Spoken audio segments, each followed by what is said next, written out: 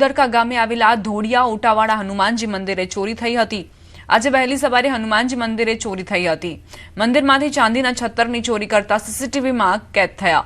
3 જેટલા શખ્સો ચોરી કરતા સીસીટીવીમાં દેખાયા।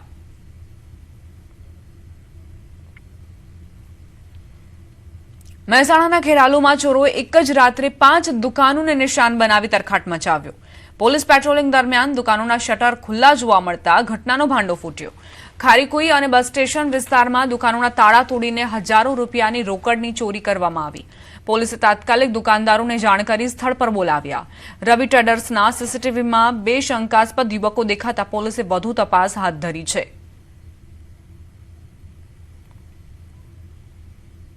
વૃક્ષારોપણના અનેક અભિયાનો વચ્ચે વૃક્ષોનું જતન સૌથી મોટો પડકાર બની રહ્યું છે। રાજ્યભરમાં ચોમાસા દરમિયાન લાખો વૃક્ષો વાવવામાં આવે છે, પરંતુ યોગ્ય સંભાળના અભાવે ઘણા વૃક્ષો સુકાઈ જાય છે। ત્યારે વલસાડના પારનેરા ગામના 70 વર્ષીય રતિલાલ કાકા છેલ્લા 2 દાયકાથી પારનેરા ડુંગરને હરિયાળું બનાવવાના કામમાં જોડાયેલા છે। તેઓ દરરોજ વહેલી સવારે અને સાંજે ડુંગર પર ચડી વૃક્ષોને પાણી પીવડાવે છે, તેનું જતન કરે છે અને નવા વૃક્ષોનું વાવેતર પણ કરે છે।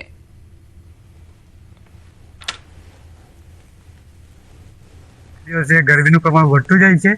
એ ગરમીનો સામનો કરવા માટે આપણે આ ઝાડ રોપવું જરૂરી છે ને એવી રીતે આપણે દરેક વ્યક્તિએ ઘર દીઠ એક વ્યક્તિએ ઝાડ રોપવું જોઈએ।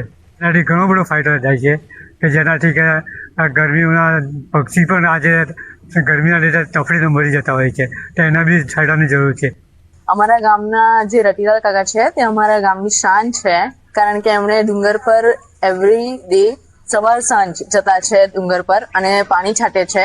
બોટલ ભરીને પાણી ઉચકીને લઈ જાય છે, એ બહુ મોટી વાત છે। અમારાથી એકલે જવાનું અમે હાફી જઈએ છીએ। 70 વર્ષની ઉંમર વટાઈ ચૂક્યા છે અને ત્યાં પાણી લઈ જાય, ઝાડને પાણી છાંટે છે અને વાવી ચૂક્યા છે।